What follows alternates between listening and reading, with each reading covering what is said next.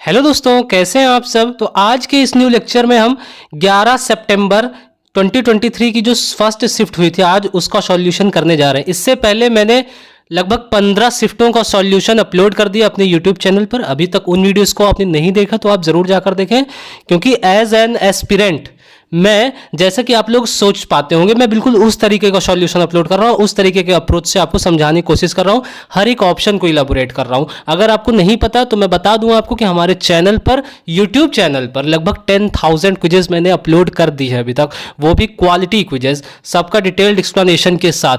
Telegram पर भी daily back to back quizzes आपको मिल रही है। तो अगर आप एसएससी एमटीएस या किसी भी एग्जाम की प्रिपरेशन कर रहे हैं जिसमें आपको लगती है कि आपकी इंग्लिश बहुत ज़्यादा वीक है, तो ये सारे लेक्चर सिर्फ आपके लिए है। आप इन सारे लेक्चर्स को जरूर देखें। और मैं कहूँगा कि आप बहुत सारी वीडियोस पे बहुत टाइम देते होंगे, बट सिर्फ हमारी वीडियोस पे सिर्फ आप 5 मिनट टाइम दीजिए, सिर्फ 5 और 5 मिनट। इसके बाद अगर आपको लेक्चर अगर नहीं समझ में आता या कोई प्रॉब्लम होती है तो उसके बाद सारा रिस्पॉन्सिबिलिटी मेरी होगी, बट लेकिन आपको 5 मिनट टाइम एटलीस्ट देना होगा, समझना होगा, तब जाके आपको कुछ क्लियर हो पाएगा। तो चलिए बिना टाइम वेस्ट किए अपनी वीडियो स्टार्ट करते हैं। फर्स्ट क्वेश्चन इसमें हमारा आया हुआ है इरर से। कह रहा है कि the following sentence has been divided into 4 parts, identify the part that contains an error. ठीक है ना, 4 पार्ट दिया गया है, इसमें इरर आइडेंटिफाई करना है। इरर आइडेंटिफाई करने के लिए सबसे पहले आपको टेंस देखना पड़ेगा कि सारे जो भी पार्ट्स दिए हुए हैं सारे एक टेंस में हैं। उसके बाद जो सबसे ज़्यादा इंपॉर्टेंट है वो है सब्जेक्ट एंड वर्ब एग्रीमेंट। इसको देखने के बाद आप जो है प्रेपोजिशन पर ध्यान देंगे। तो चलिए सबसे पहले हम टेंस को चेक करेंगे। Taylor, Richard and Francis place for the state basketball teams. तो सिर्फ ये एक ही सेंटेंस है और ये प्रेजेंट, सिंपल प्रेजेंट टेंस है। ठीक है ना।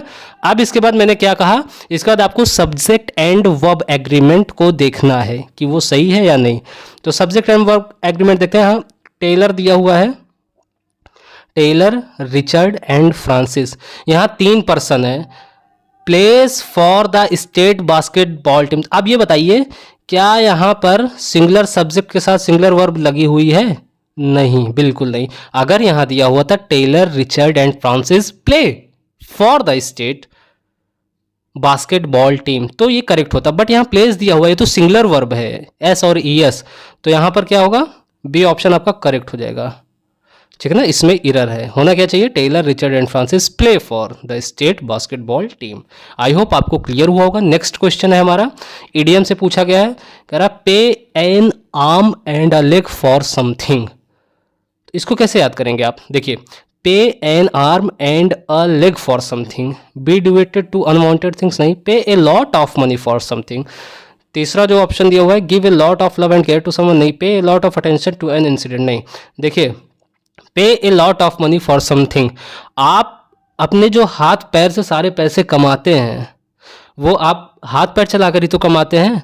तो जब आप अपना आर्म ही दे देंगे, जब आप अपना लेग ही दे देंगे, तो समझ लीजिए एक बहुत बड़ा अमाउंट आप किसी चीज़ के लिए पे कर रहे हैं। आई होप आपको क्लियर होता होगा ये मैं क्या आपको सेंस कराना चाह रहा हूँ। तो पे an arm and a leg for something, इसका मतलब हो गया पे a lot of money for something. I hope आपको क्लियर हुआ होगा। नेक्स्ट क्वेश्चन नंबर 3 है हमारा, ये भी इरर से पूछा गया है। तो मैंने आपको बताया था इरर का रूल क्या है, सबसे पहले आपको टेंस देखना है, उसके बाद सब्जेक्ट एंड वर्ब एग्रीमेंट पर ध्यान देना है, फिर प्रेपोजिशन आपको चेक करनी है। ठीक है ना। तो चलिए देखते हैं इरर। अगर इरर नहीं है तो नो इरर आपको चूज करना है। तो चलिए समझते हैं। As they driven through the dark twisting lane down which they had walked earlier, Lucius heard the whistling of the night air in his ears. As they drive in, ये बताइए drive की पहले तीनों फॉर्म आप मुझे बताइए। पहला क्या होता है, ड्राइव, ड्रोव, ड्राइव इन। ठीक है ना। अब ये बताइए क्या किसी भी सब्जेक्ट के बाद डायरेक्ट V3 आ सकता है? क्या किसी भी सब्जेक्ट के बाद डायरेक्ट आप V3 का यूज कर सकते हैं? नहीं ना। तो अब ये बताइए यहाँ V3 कर क्या रहा है यार, ना हैज है, ना हैव है, ना पैसिव फॉर्म में वाज वर है, इज एम आर है, कुछ नहीं है। तो यहाँ ये बताइए यहाँ ड्राइविंग क्या कर रहा है, तो यहाँ क्या होना चाहिए, as they drove through the dark twisting lane down which they had walked earlier. अब मैं यहाँ सेकंड फॉर्म क्यों लगाया, फर्स्ट फॉर्म क्यों नहीं लगाया, क्योंकि मैंने आगे के सेंटेंस को पढ़ा तो ये पास्ट में है, तो आगे का सेंटेंस अगर पास्ट में है तो ये कनेक्टेड सेंटेंस भी पास्ट में ही आपका रहेगा। पास्ट में जाने के बाद आप यहाँ V2 का यूज करेंगे। इसमें क्या हो जाएगा, as they drove through the dark twisting lane down which they had walked earlier, Lucius heard the whistling of the night air in his ears. ये आपका करेक्शन हो जाएगा। तो ड्राइव यहाँ गलत है, यहाँ क्या होना चाहिए ड्रोव। ठीक है ना, पूरी समझाने की कोशिश कर रहा हूँ आपको कंप्लीटली, मैं सोचता हूँ आपको तुरंत समझ में आ जाए। ठीक है ना, आई होप आपको क्लियर हुआ होगा। नेक्स्ट क्वेश्चन नंबर 4 है, सिनोनिम पूछा है, ट्रिवियल का सिनोनिम आपको बताना है। आप चलिए समझते हैं पहले ट्रिवियल मतलब होता क्या है। ट्रिवियल मीन्स होता है बहुत ही तुच्छ, मतलब जिसे कहते हैं जिसकी कोई वैल्यू ही ना हो। अगर इसका सिनोनिम पूछा जाए तो इनसिग्निफिकेंट हो जाएगा, इनसिग्निफिकेंट। ठीक है ना, पेटी, PETTY पेटी, एंड माइनर, ये ट्रिवियल का सिनोनिम हो जाएगा। माइनर, तो माइनर इसका तो सिनोनिम हो गया ना, तो आपको करेक्ट ऑप्शन ये हो जाएगा। फैटल क्या होता है, फैटल मीन्स होता है घातक, घातक। ठीक है ना, इसका मतलब क्या होता है डेडली, डेडली, लेदल, LEATHAL, कैलेमिशियस। ठीक है ना, ये भी आपका हो जाएगा। डिसिसिव मीन्स क्या होता है, निर्णायक होता है इसका मतलब, जिसका सिनोनिम अगर अप्रोप्रिएट सिनोनिम की बात करें तो क्रूशियल हो जाएगा, क्रिटिकल हो जाएगा, वाइटल हो जाएगा। ठीक है ना, फॉर्मल आपको पता ही है, ऑफिशियल या ट्रेडिशनल इसका सिनोनिम हो जाएगा। ठीक है ना, आई होप आपको क्लियर होगा। नेक्स्ट क्वेश्चन नंबर 5 है हमारा, कह रहा है कि मिनिस्ट्री ऑफ एजुकेशन, फिलर से पूछा गया है, ministry of education has announced that students can dash the board examination twice. Ministry of education ने एक चीज़ अनाउंस किया, एक नोटिस निकाली है, क्योंकि क्या, कि अब विद्यार्थी जो है बोर्ड एग्जामिनेशन अब साल में 2 बार दे सकते हैं। देखिए ट्वाइस दिया हुआ है, इसका मतलब 2 बार ही दे सकते हैं। तो एग्ज़ाम में क्या, किसी फंक्शन में पार्टिसिपेट किया जाता है ना, एग्ज़ाम में तो पार्टिसिपेट नहीं किया जाता। गिव मतलब होता है देना, एक तरीके से देखिए वो एग्ज़ाम तो दे रहे हैं, बट यहाँ एग्ज़ाम के सेंस में क्या आता है, लेने के सेंस में आता है, टेक आता है वो। गेट मतलब प्राप्त करना, किसी भी फिजिकली आप कोई चीज़ प्राप्त कर रहे हैं उसे कहते हैं। तो यहाँ क्या हो जाएगा, ministry of education has announced that students can take the board examination twice. ठीक है ना, आई होप आपको क्लियर हुआ होगा। तो एग्ज़ाम के सेंस में आप हमेशा याद रखिएगा टेक का यूज़ आप करेंगे। ए मैन ऑफ करेक्टर, यहाँ क्या पूछा है कि select the most appropriate meaning of the underlined idiom in the given sentence. कह रहा है a man of character he stuck to his guns. एक सेंटेंस दिया हुआ है, उसमें कुछ वर्ड्स अंडरलाइन किए गए हैं, उसका वो इडियम के फॉर्म में है, उसका मीनिंग आपको बताना है। A man of character he stuck to his gun even in the most difficult situation.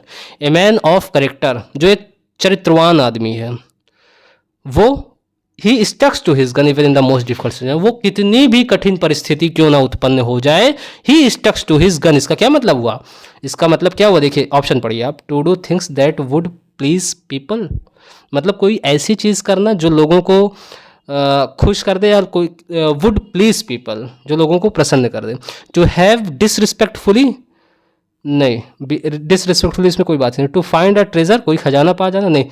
इसका मतलब ये हुआ कि to stand firm against all difficulties and challenges. ये ऑप्शन आपका करेक्ट हो जाएगा। इसका मतलब ये हुआ कि कितनी भी डिफिकल्टी क्यों ना आ जाए, आप उसके अगेंस्ट आराम से वहीं पर एक जगह खड़े हैं, बिल्कुल डट कर। तो डिफिकल्ट सिचुएशन की बात आई है तो वहाँ डगमगाने की बात ज़रूर आएगी। अगर आपको इसमें सेंस नहीं क्लियर हो रहा तो आप सेंटेंस पढ़िए, सेंटेंस से जो सेंस मीनिंग निकलेगी आप अप्रोप्रिएट सिनोनिम, उसके अप्रोप्रिएट इडियम्स आप चूज कर सकेंगे ना। ठीक है ना, तो इसका क्या मतलब है, स्टक टू हिज गन्स, इसका मतलब हुआ to stand firm against all difficulties. Firm मतलब दृढ़ता पूर्ण खड़े होना। आई होप आपको क्लियर होगा। नेक्स्ट क्वेश्चन, इसमें भी आपको कह रहा कि ईडियम दिया हुआ है, select the most appropriate meaning of the underline segment. देखिए अंडरलाइन सेगमेंट भी लिख सकता है, ईडियम के फॉर्म में भी लिख सकता है, लेकिन वो चीज़ ईडियम ही रहेगी। कह रहा after her husband passed away, उसके हस्बैंड के गुजर जाने के बाद Jane had to learn to bite the bullet and take care of the हाउस होल्ड ऑन हर ओन। जेन ने यह सीखा कि कैसे देखभाल की जाती है एक हाउस होल्ड, एक स्वयं के रूप में, कैसे एक घर के मालिक के रूप में, केयर टेकर के रूप में कैसे देखभाल की जाती है। ये किसने, जेन ने सीखा, किसके, उसके हस्बैंड के गुजर जाने के बाद। तो क्या कह रहा है, after her husband passed away Jane had to learn to bite the bullet. To bite the bullet मतलब क्या होगा, accept a difficult situation bravely, bravely. ठीक ना, ब्रेवली यहाँ एडवर्ब का काम कर रहा है। तो जो टू बाइट द बुलेट, देखिए ये अभी एसएससी एमटीएस रिसेंटली 2024 के एग्जाम में भी पूछा गया, सीजीएल के एग्जाम में पूछा गया, और कोई भी एग्जाम इस बार 24 का नहीं हो जिसमें ये आया ना हो, हर एक शिफ्ट में पूछा गया। ठीक है ना, तो इसको बहुत ज़्यादा इंपॉर्टेंट है। टू बाइट द बुलेट इसका मतलब हुआ accept a difficult situation bravely, मतलब कितनी भी कठिन परिस्थिति क्यों ना हो, आप उसे वीरतापूर्ण दुर्ता के साथ उसको आप एक्सेप्ट कर रहे हैं, ठीक है ना। नेक्स्ट क्वेश्चन नंबर 8 है, वन वर्ड सब्स्टिट्यूशन से आया हुआ है। कह रहा है कि one who lends money to others at very high rate of interest. अब चलिए पहले ऑप्शन को समझते हैं, ठीक है ना, फिर मैं इस पे क्वेश्चन पे आता हूं।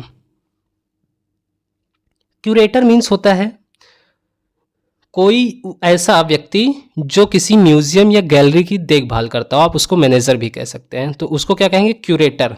म्यूजियम गैलरी मैनेजर, उसे क्यूरेटर कहेंगे। बैंकरप्ट क्या होता है, बैंकरप्ट मीन्स होता है दिवालिया टाइप का, जो इंसॉल्वेंट जिसे कहते हैं, अनएबल टू पे हिज डेप्ट, ठीक है ना। उसरर, इसका मतलब होता है lends money at extremely high interest, जो कि क्वेश्चन में दिया हुआ है, at a very high rate of interest, जो बहुत ही उच्च सूद पर पैसा देता हो। निमिस्मेटिस्ट, इसका मतलब होता है क्वाइन या करेंसी कलेक्टर या फिर रिसर्चर, जो क्वाइन करेंसी का कलेक्टर, जो इकट्ठा करने वाला या उस पर जो रिसर्च करने वाला, उसे क्या कहेंगे, निमिस्मेटिस्ट। आई होप आपको क्लियर हुआ होगा। नेक्स्ट क्वेश्चन नंबर 9 है, एरर से पूछा गया, बहुत ही छोटा सेंटेंस दिया गया और बहुत ही सिंपल सा एरर है। कह रहा कि the platinum is a precious metal. सबसे पहली चीज़ ये बताइए, प्लेटिनम क्या है, एक कोई धातु है, तो वो काउंटेबल है या अनकाउंटेबल है। प्लेटिनम अनकाउंटेबल है यार मेरे भाई, अनकाउंटेबल नाउन के साथ हम किसी भी आर्टिकल का यूज़ नहीं करते हैं, ठीक है ना, वो भी डिफिनिट आर्टिकल दे दिया द प्लेटिनम, नहीं ये गलत हो जाएगा, तो रॉन्ग ऑप्शन, करेक्ट ऑप्शन क्या हो जाएगा, द प्लेटिनम। आपको क्लियर हुआ होगा। नेक्स्ट क्वेश्चन नंबर 10 है हमारा, फिलर से पूछा गया है। कह रहा कि all praised him when he soared in the business world, but the same people dash him when he failed in business। मतलब सभी ने उसकी प्रशंसा की, all praised him when he soared in the business world, जब वो business world में था, जब वो बिजनेस वर्ल्ड में बहुत तहलका मचा रहा था, सबने उसकी प्रशंसा की, बट सेम पीपल, बट फिर वही लोग उसकी क्या करने लगे, dash him when he failed in his business, जब वो बिजनेस में फेल हो गया उसकी क्या करने लगे, नरिस्ड। नरिस्ड मतलब क्या होता है, नरिस्ड मतलब होता है जैसे पोषण, तो ये तो यहाँ कोई सेंस बनता नहीं। सपोर्टेड, जब यहाँ प्रेस कर रहे हैं तो बट जो है दो कंट्राडिक्टेड थिंग्स को जोड़ता है, तो अगर एक प्रेस कर रहा तो दूसरा सपोर्टेड थोड़ी कर सकता है।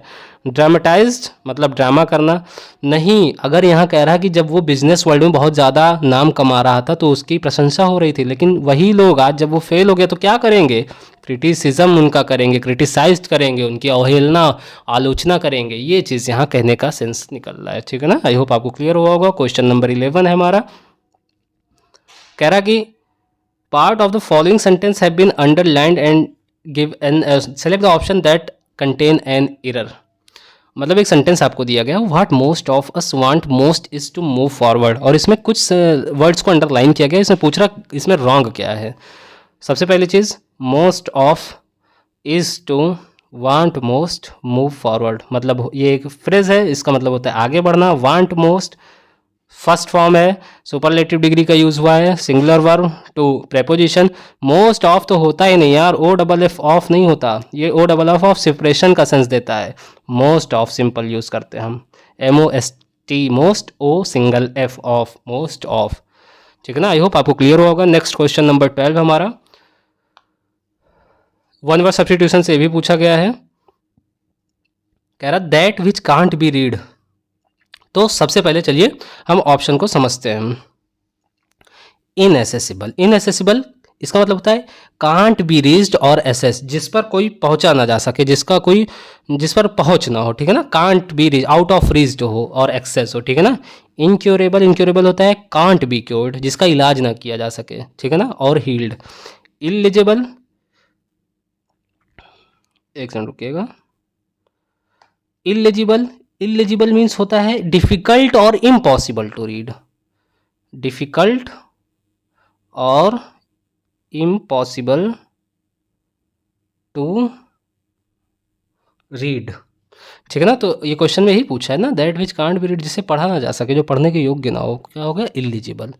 इररिलेवेंट क्या होता है, इररिलेवेंट मीन्स होता है नॉट कनेक्टेड और सिग्निफिकेंट, जो मतलब एक रिलेवेंट चीज़ ना हो, वो उसी को इररिलेवेंट कहते हैं, ठीक है ना। आई होप आपको क्लियर होगा। नेक्स्ट क्वेश्चन नंबर 13 है हमारा, select the incorrectly spelled word पूछा है, आपको इनकरेक्ट स्पेलिंग पूछना है।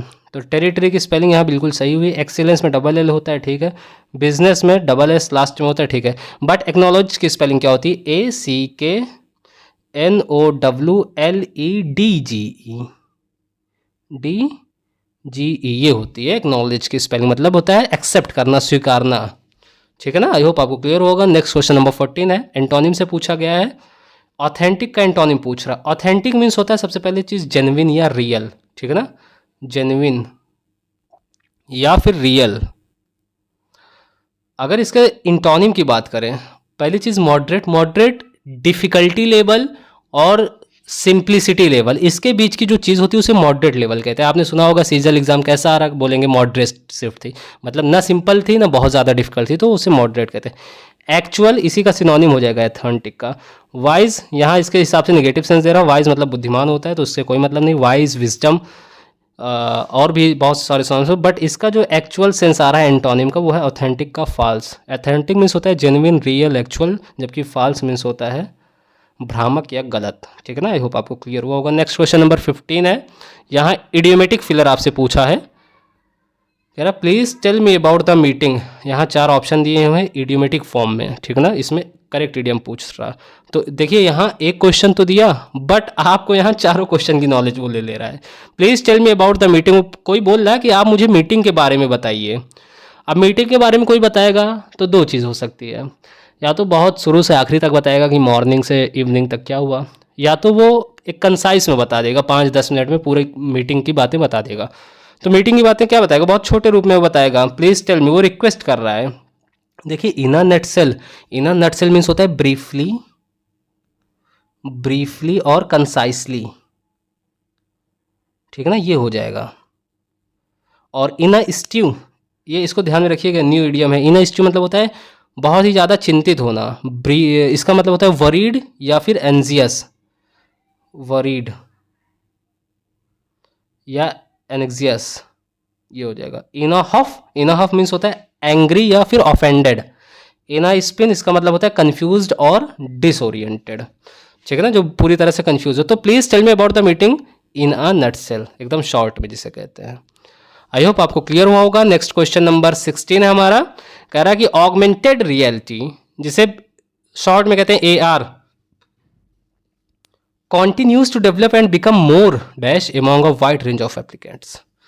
ऑगमेंटेड रियलिटी एक ऐसी चीज डेवलप कर रहा है, लगातार डेवलप हो रही है, और बिकम मोर जो बहुत ही ज़्यादा, मतलब धीरे धीरे वो बनती चली जा रही है। अब वही पूछा क्या चीज़, among a wide range of applications, wide range application की जो वाइड रेंज है उनके बीच ये बहुत तेज़ी से डेवलप हो रहा है और बहुत तेज़ी से होता चला जा रहा। तो देखिए रेयर मतलब होता है बहुत ही ज़्यादा जो चीज़ अवेलेबल ना हो, रेयर उसे कहते हैं। एमिकेबल मीन्स होता है फ्रेंडली, ठीक है ना, एमिकेबल मीन्स क्या होता है, फ्रेंडली। और रेयर मीन्स अगर आपको बताऊं तो अनकॉमन होता है या फिर हार्ड टू फाइंड, वही हमने बताया जो चीज़ इजीली अवेलेबल ना हो। आइडियलिस्टिक, आइडियलिस्टिक मीन्स होता है आदर्शवादी। परवेजिव, परवेजिव मतलब होता है wide spread, wide spread and ubiquitous, इसको याद रखिएगा, यूबिक्विटस, ये आपका करेक्ट ऑप्शन हो जाएगा। परवेजिव, वही कह रहा है कि augmented reality continues to develop and become more pervasive, बहुत व्यापक होता जा रहा, किसके बीच, जो वाइड रेंज एप्लीकेशंस हैं उनके बीच, ठीक है ना। आई होप आपको क्लियर हुआ होगा। क्वेश्चन नंबर 17 है, इनकरेक्टली स्पेल्ड वर्ड से पूछा है, स्पेलिंग आपको बतानी है कि कौन सी इनकरेक्ट है। ग्रामर की स्पेलिंग बिल्कुल करेक्ट है, प्लेजेंट बढ़िया है, फैमिलियर भी ठीक है। ऑफुल, ऑफुल में AWFUL, ऑफुल, AWFUL, ऑफुल ये होती है स्पेलिंग, ठीक है ना, ई नहीं होता इसमें। आई होप आपको क्लियर हुआ होगा। 18 नंबर का क्वेश्चन है, इसमें इनकरेक्ट स्पेलिंग पूछा है, तो इसमें आपको सिंपल क्या करना है, ऑप्शन देखने हैं डायरेक्ट, ठीक है ना, क्योंकि ऑप्शन आपको इनकरेक्ट स्पेलिंग ही चूज़ करना है, तो ऑप्शन देखिए डायरेक्ट। पेपर की स्पेलिंग ठीक है, लेदर की स्पेलिंग ठीक है, क्लॉथ की स्पेलिंग ठीक है, कैनवास की स्पेलिंग गलत है। देखिए CANAVAS, या तो एक कैनवास ये हो सकता है और दूसरा CANVAS, कैनवास, ये दोनों कैनवास पॉसिबल है यहाँ पर, जो जैसे सिचुएशन अगर सब्स्टिट्यूशन के रूप में दिया होता तो आप यहाँ कोई भी चूज़ कर सकते थे, ठीक है ना। 19 नंबर का क्वेश्चन कह रहा है कि A/N dash fellow can not become an ideal teacher. Ideal teacher कौन होता है, एक आदर्शवादी अध्यापक। कह रहा कि ऐसा व्यक्ति नहीं बन सकता एक आदर्शवादी टीचर। कैसा व्यक्ति, वही फिलर में हमें भरना है, तो कैसे व्यक्ति? ब्राइट, जो बहुत ही ज़्यादा ब्राइट हो, विजडम हो। तो ब्राइट मतलब तो हो गया बहुत ही ज़्यादा चमकता हुआ, तो वैसा तो बन ही सकता है आइडल टीचर यार, बिल्कुल बन सकता है। इंटेलिजेंट भी हो वो भी आइडल टीचर बन जाएगा, ऑनेस्ट हो वो भी आइडल टीचर की कैटेगरी में। बट ये जो आइडल दिया हुआ है यहाँ, ये आइडल मीन्स होता है आदर्श रूपी, जबकि इस आइडल का मतलब होता है लेजी। लेजी बिल्कुल सुस्त होना, कामचोर होना। तो ये ऐसे लोग ऐसे fellow never can not become an ideal teacher, ऐसे आइडल टीचर नहीं बन सकते। ठीक है ना? आई होप आपको क्लियर हुआ होगा। क्वेश्चन नंबर 20 है हमारा, अंडरलाइन सेगमेंट दिया हुआ है आपको, इसको जो है आपको रेक्टिफाई करना है। ठीक है ना? Select the most appropriate option that can substitute. No substitution का कोई ऑप्शन नहीं है, तो सब्स्टिट्यूशन आपको करना ही है। कह रहा है I considered geography as an easier subject. सबसे पहली चीज़ यहाँ कॉम्परेटिव डिग्री क्यों आई? यहाँ तो कोई किसी चीज़ का कंपैरिजन नहीं हो रहा, किसी भी सब्जेक्ट का, किसी भी स्पेसिफिक सब्जेक्ट का कोई कंपैरिजन नहीं हो रहा ना, तो कॉम्परेटिव डिग्री आई क्यों? यहाँ क्या आना चाहिए? पॉजिटिव डिग्री आनी चाहिए। क्या होना चाहिए? I considered geography as an easy subject. ये ऑप्शन आपका करेक्ट। एज एन ईजीएस्ट क्यों हो जाएगा? सुपरलेटिव डिग्री पहले दा आता है, ठीक है ना? यहाँ कंपैरेटिव डिग्री पहले दा आ गया या पॉजिटिव डिग्री पहले दा आ गया, तो ये चीज़ तो हो ही नहीं सकता। ठीक है ना? तो एन ईजी ऑप्शन आपका करेक्ट हो जाएगा। क्वेश्चन नंबर 20 है। अब क्लोज टेस्ट स्टार्ट होता है, इसको थोड़ा ध्यान से समझिएगा। मैंने बताया था कि क्लोज टेस्ट अगर आपको सॉल्व करना है अच्छे से इफेक्टिवली, तो सबसे पहले अच्छे से उसको रीड करिए माइंड लगाकर। ठीक है ना? उसको ऐसे डायरेक्टली मत पढ़ते जाइए कि जो भी होगा देख लिया जाएगा, नहीं, सबसे पहले अच्छे से रीड करना। तो मैं पहले रीड कर रहा हूँ, ठीक है ना? देखिएगा, the most common hazard in forest is forest fire. जो सबसे कॉमन खतरा, जो सबसे साधारण, जो सबसे एक जनरल खतरा जो होता है वो जंगलों में होगा, जंगलों की आग लगना। ठीक है ना? Forest fire are as old as the forest themselves. और उन जंगलों की आग बिल्कुल उतनी ही पुरानी होती जितने पुराने वो जंगल हैं। They pose a dot dash not only to forest world but also to the entire regime to fauna and flora serious disturbing the biodiversity and the ecology and environment of region. वे सिर्फ उसी जंगल का नुकसान नहीं करते, बल्कि उस जंगल में रहने वाले फ्लोरा एंड फौना, जो पेड़ पौधों की प्रजातियां हैं, जो जंतुओं की प्रजातियां हैं वो, और जो बायोडाइवर्सिटी भिन्न भिन्न तरह की हैं, जो वहाँ का इकोसिस्टम है, जो वहाँ का वातावरण है उस क्षेत्र का, उन सबको ये प्रभावित करती हैं ये आग। ठीक है ना? कह रहा कि ड्यूरिंग समर, गर्मियों के दौरान, when there is no rain for months, जब बहुत महीनों के लिए कोई वर्षा नहीं होती, the forest dash littered with dries suns and leaves with twigs. वहाँ के जंगल में जो फूल पत्तियाँ बिल्कुल सूख जाती हैं इतने दिनों बारिश ना होने के कारण, इतनी तेज़ गर्मी धूप होने के कारण, तो वो आपस में जब ट्विंगल करती हैं, जब आपस में लड़ती हैं, जब आपस में वो बिल्कुल खसमसा जाती हैं, तो वो खुद में आग लगा लेती हैं, क्योंकि वो पत्ते सूख चुके होते हैं। आगे कह रहा है कि which could burst into flames ignited by the slightest spark, जो एक बहुत बड़े आग का रूप ले लेती हैं छोटे से चिंगारी से। ठीक है ना? The Himalayan forest particularly Garhwal Himalayas have of that region have been burning. मतलब जो हिमालयन फॉरेस्ट है और उसमें जो पार्टिकुलरली एक गढ़वाल हिमालय है, वो बहुत ही ज़्यादा स्पार्क होता है, वो बहुत ही ज़्यादा जलता है। Have been burning during the last few summers, पिछले कुछ समर्स में, विद कोलासल लॉस, एक बहुत बड़ा, कोलासल मीन्स होता है जाइगेंटिक, जो बहुत बड़ा विशालकाय, ह्यूज हो, न्यूमरस। ठीक है ना? Loss of vegetation cover of that region, the youngest mountain ranges of the Himalayas are the most dash stretches of the world susceptible in forest fire. कह रहा है जो बहुत ज़्यादा, बहुत ही लंबे एरिया में जो वेजिटेशन कवर करती हैं, उनमें बहुत ज़्यादा वो देखा गया है। ठीक है ना? The forest of the western are more, the forest of the western, जो वेस्टर्न इलाके के जो जंगल हैं वो बहुत ज़्यादा डैश, अभी आगे देखते क्या होगा, vulnerable to forest fire as compare to those in the eastern. Vulnerable means होता है बहुत ही वीक। ठीक है ना? वल्नरेबल मीन्स होता है एकदम कमज़ोर। Eastern Himalaya, this is because forest of the eastern grow in high rain density. यहाँ कंपैरिजन किया गया है वेस्टर्न और ईस्टर्न हिमालयाज में। वेस्टर्न हिमालयाज में आग ज़्यादा लगते हैं, जबकि ईस्टर्न में उनके कंपैरिजन में कम होते हैं, क्योंकि यहाँ के जो हिमालयाज बढ़ते हैं, यहाँ के जो जंगल होते हैं वो हाई रेन डेंसिटी में बड़े होते हैं। अब चलिए समझते हैं। पहले सबसे पहली चीज़, यहाँ एक इकोसिस्टम की बात हो रही है। सबसे ज़्यादा चीज़ इसमें जो वर्ड यूज़ हुआ है वो फायर यूज़ हुआ है। ठीक ना? तो सबसे पहले देखिए, हम फर्स्ट फिल करते हैं। The most common hazard in the forest in forest fire. ठीक है? Forest fire are as old as the forest themselves, they pose a mercy क्या वो दया कर देते हैं? ट्रेंड, कोई ट्रेंड चल रहा, फेल्योर, कोई फेलियर है उनका, नहीं, वो थ्रीट हैं एक, they pose a threat, threat मतलब खतरा होता है, डर होता है, not only to the forest wealth, वो खतरा खतरनाक है सिर्फ फॉरेस्ट वेल्थ के लिए नहीं बल्कि इंटायर रिजिम के लिए, फौना एंड फ्लोरा के लिए, तो ये थ्रीट आपका करेक्ट ऑप्शन हो जाएगा, ठीक है ना। नेक्स्ट सेकंड नंबर का फिलर हम देखते हैं, कह रहा है during summer when there is no rain for months the forest, summer के दौरान जब बहुत से महीनों के लिए कोई रेन नहीं होती, the forest littered, forest littered, keep मतलब सुरक्षित रखना, नहीं, आग को सुरक्षित रखेगी नहीं, बिल्ड मतलब कोई चीज़ बनाना, वहाँ कोई चीज़ बनाने की बात हो रही नहीं, बिकम मतलब वो चीज़ हो जाना, बिकम लिटर्ड, बिकम लिटर्ड मतलब जल जाती हैं, स्पार्क हो जाती हैं, ड्राइव मतलब चलाना नहीं, यहाँ कोई ड्राइव का सेंस नहीं आ रहा, तो ये आपका ऑप्शन करेक्ट हो जाएगा बिकम, ठीक है ना। नेक्स्ट फिलर 23 में थर्ड नंबर का फिलर कह रहा है कि the Himalayan forest particularly Garhwal Himalayas have been burning rarely, rarely means क्या होता है? बहुत ही ज़्यादा, एकदम मतलब रेयर केस में, ठीक है ना। रेगुलरली मतलब रेगुलरली मीन्स होता है ऑफन, हमेशा, बैडली मतलब बहुत बुरी तरीके से, इफ इनफ मतलब बहुत अधिक, तो यहाँ ऑप्शन क्या करेक्ट हो जाएगा थर्ड में, the Himalayan forest particularly Garhwal Himalayas have been burning regularly during the last few summers with colossal loss of vegetation cover of that reason.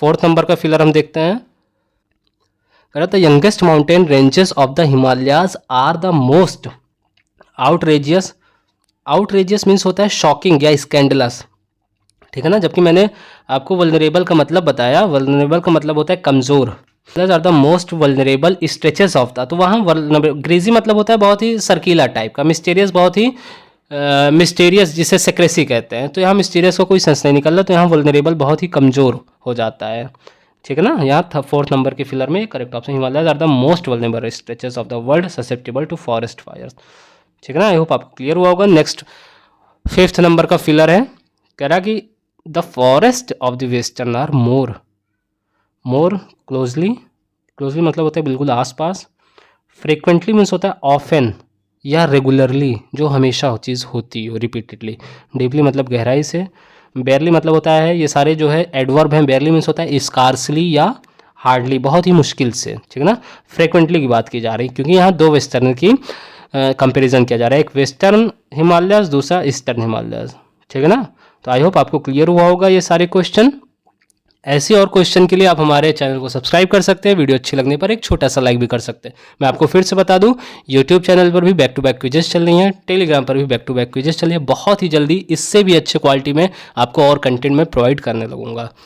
ऐसे ही आप अभी हमारे 15 के सब्सक्राइबर भी कंप्लीट हो गए, इसके लिए आपका तहे दिल से शुक्रिया, आपका लाख लाख शुक्रिया जो आपने इतने सपोर्ट दिखाया और इतने इमेंस लव के साथ मुझे नवाजा, इसके लिए आपका बहुत बहुत शुक्रिया। तो मिलते हैं आपके साथ नेक्स्ट वीडियो में, तब तक आप अपना ख्याल रखिएगा, पढ़ाई को कंटिन्यू करते रहिएगा। Thanks for watching.